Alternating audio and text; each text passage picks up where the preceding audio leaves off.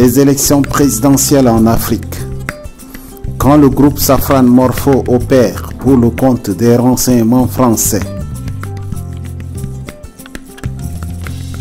Très contesté dans le monde à cause de sa mauvaise foi, l'opérateur français Morpho Safran, spécialisé dans la fabrication des documents électroniques, la biométrie électorale, use par de pots de vin pour avoir de contrats en Afrique, en Côte d'Ivoire, au Nigeria, au Mali et récemment au Tchad, avec les dernières présidentielles de 2016, où le groupe a signé un juteux contrat sans un véritable appel d'offres.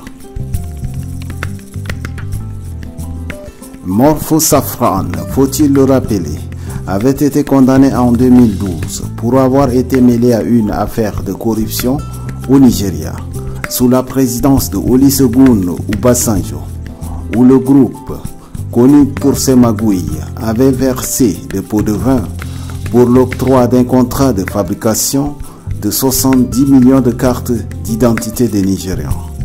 Reconnu coupable devant les hautes juridictions du pays, l'opérateur avait versé 500 000 € d'amende pour se laisser la tête sauve. En outre, c'est toujours Safran Morpho qui vient de faire élire Alassane Ouattara dès le premier tour avec plus de 83% des suffrages aux élections du dimanche 25 octobre 2015.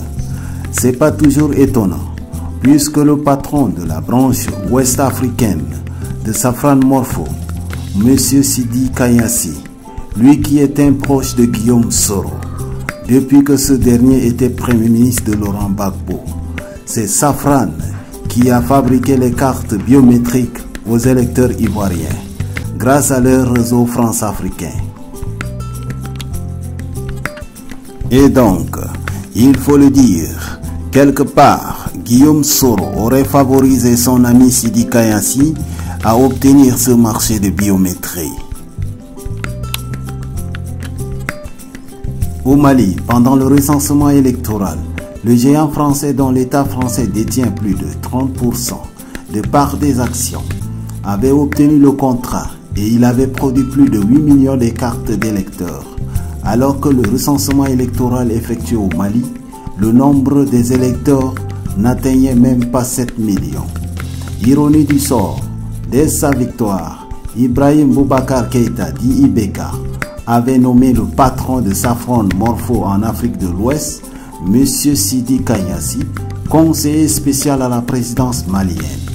Cette nomination prouve à suffisance que M. le président Ibeka voulait tout juste récompenser son serviteur ami France-africain par rapport au service rendu.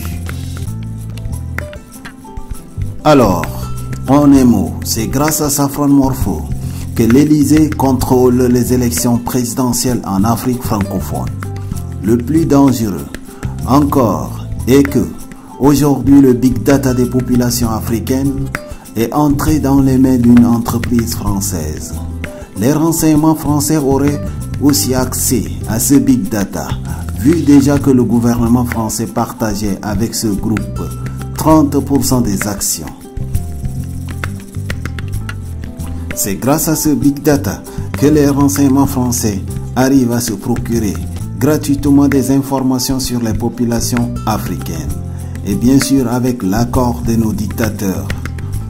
Il faut le noter que le contenu de ces big data est sensible, car les données d'information vont jusqu'aux plus petits détails.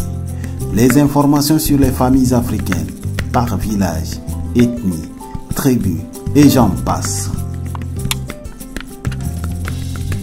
Faut-il encore continuer de laisser ces dictateurs nous gouverner?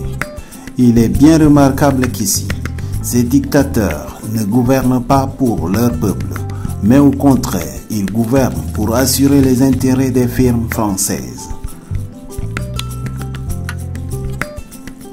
La réponse est claire. Il faut en découdre avec ces dictateurs afin de mettre fin à ce marché diabolique qui consiste à vendre les données d'information de ces populations au profit d'un autre État. Cet acte n'est pas digne d'un chef d'État. C'est condamnable, car il n'est pas permis de donner gratuitement les données d'information sensibles concernant une personne ou de groupe d'individus à une tierce personne ou à un organisme sans l'accord préalable de l'intéressé.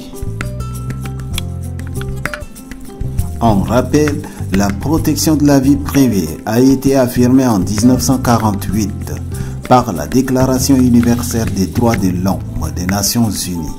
L'article 12 le confirme. Alors, ces dictateurs se permettent le droit de donner des marchés de big data aux organismes étrangers, doivent répondre de leurs actes devant les hautes juridictions africaines. Vivement la semaine prochaine pour une nouvelle analyse. Charlie Logon Media.